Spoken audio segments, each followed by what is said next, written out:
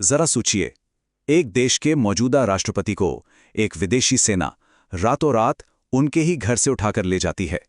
नहीं, ये किसी एक्शन फिल्म की कहानी नहीं है, बल्कि ये आज की सबसे बड़ी और सच कहूं तो सबसे चौंकाने वाली हकीकत है। जी हाँ, बिल्कुल सही सुना।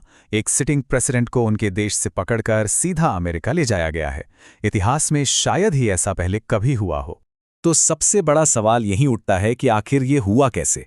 कोई किसी देश के लीडर को ऐसे कैसे पकड़ सकता है? चलिए आज के इस विश्लेषण में इसी पूरी कहानी की परतें खोलते हैं। तो ये पूरा का पूरा चौंकाने वाला मामला वेनेजुएला के राष्ट्रपति निकोलस मादुरो और उनकी पत्नी से जुड़ा हुआ है। एक ऐसी गिरफ्तारी जिसने, आप कह सकते हैं कि पूरी दुनिया की राजनीति में एक भूचाल चला दिया है। उन्हें वेनेजुएला से उठाकर सीधा न्यूयॉर्क की एक फेडरल कोर्ट में पेश कर दिया गया। ये सिर्फ एक चौंकाने वाला कदम नहीं है, बल्कि ये तो सीधे सीधे अंतर्राष्ट्रीय कानूनों को एक बड़ी चुनौती देने जैसा है। तो फिर अमेरिका ने इतना बड़ा कदम उठाया क्यों? देखिए, ये आरोप कितने संगीन हैं। ड्रग ट्रैफिकिंग, नार्को टेररिज्म और हथियारों से जुड़े इल्जाम। ये सिर्फ कोई राजनीतिक बयानबाजी नहीं है, ये वो गंभीर आपराधिक आरोप हैं जिनके आधार पर इस पूरे ऑपरेशन को सही ठहराया जा रहा है। लेकिन इतनी बड़ी मिलिट्री कार्रवाई ये अचानक तो नहीं हो सकती है ना? इसकी जड़ें आखिर कहाँ हैं?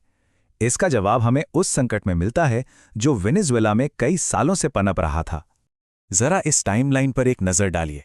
कहानी की शुरुआत हुई थी कई साल पहले, जब वेनेजुएला एक बड़े राजनीतिक और आर्थिक संकट में फंस गया। फिर तेल और सत्ता को लेकर अमेरिका के साथ तनाव बढ़ने लगा, और हाल ही में अमेरिका ने मादुरो पर सीधे सीधे नार्को टेररिज्म का आरोप लगा दिया। मतलब इस बड़े धमाके के लिए जमीन काफी पहले से तैयार हो रही थी। और इसी बढ़ते हुए तनाव का नतीजा था एक टॉप सीक्रेट और बेहद हिम्मत वाला मिलिट्री ऑपरेशन, जिसका कोड नेम था ऑपरेशन एब्सोल्यूट रिजॉल्व।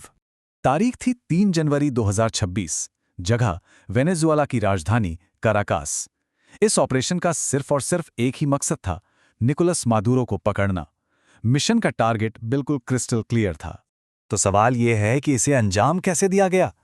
रणनीति किसी हॉलीवुड फिल्म की स्क्रिप्ट जैसी थी, जिसके 3 मेन स्टेप्स थे। सबसे पहले वेनेजुएला के एयर डिफेंस सिस्टम को तबाह कर दो ताकि वो पलटकर जवाब न दे सकें।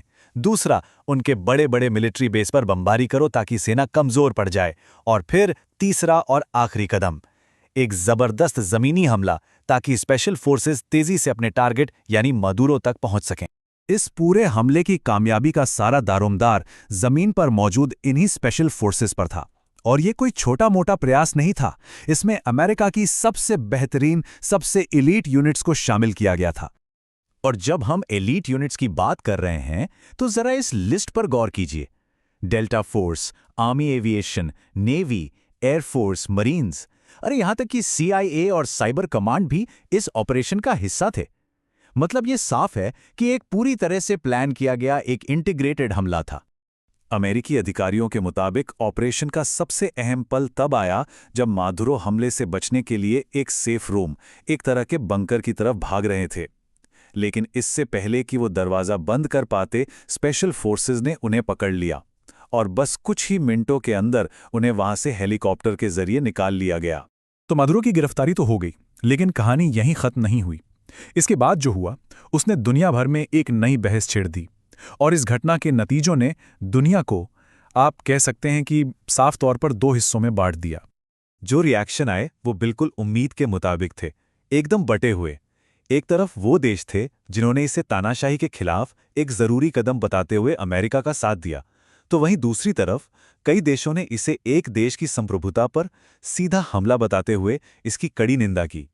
और खुद वेनेजुएला के अंदर क्या हुआ? खैर, मादुरो के जाने से वहां एक पावर वैक्यूम, यानी सत्ता का एक खालीपन पैदा हो गया। डेल्सी रॉड्रिगेस ने अंतरिम राष्ट्रपति के तौर पर कमान तो संभाल ली है, लेकिन देश में हालात अब भी काफी नाजुक और अस्थिर बने हुए हैं।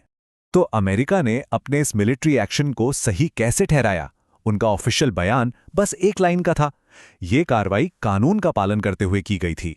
और आखिर में हम सब उसी एक बड़े सवाल पर आकर रुक जाते हैं, क्या ये न्याय के लिए उठाया गया एक साहसी कदम था, या फिर एक देश की संप्रभुता का खुला उल्लंघन?